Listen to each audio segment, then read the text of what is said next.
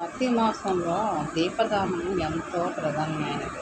దీపం పెట్టినప్పుడు ఎంత పుణ్యం అంటే అంత పుణ్యం. ఒకానొకప్పుడు ఒక ఎలుక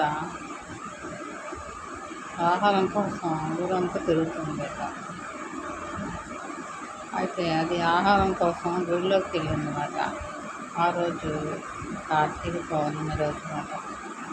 అక్కడ ఏమీ దానికి దొరకలేదు. ఒక ఒత్తు ఉంది. ఒత్తు పట్టుకుంటూ చుట్టూరు గుడి చుట్టూ తిరుగుతుంది. ఒత్తు పట్టుకుని తిరుగుతుంది.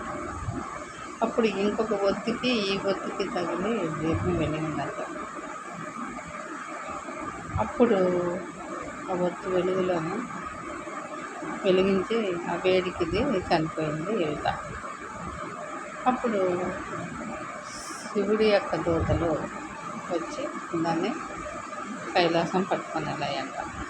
ఎలుక ఏంటి, దీన్ని కైలాస ప్రాప్తి ఏంటి అని యమదూతలు అడగగా, అది కార్తీక మాసంలోనే భగవంతుడి సన్నిధిలో దానికి తెలుసో తెలియక ఒక దీపాన్ని వెలిగించింది, అందుకే ఈ యొక్క పుణ్యఫలం కైలాస ప్రాప్తి కలిగింది అని యమదూతలు శివదూతలకి చెప్పారట.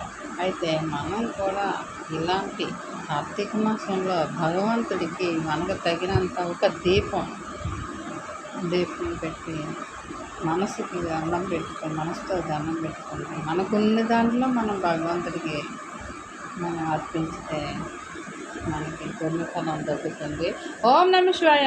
శంకర హర హర మహాదేవ. కైలాస భాష కాశీపురాధీశ విశ్వనాథ. ఓంకారేశ్వరాయ నమః. ఓంకారేశ్వర.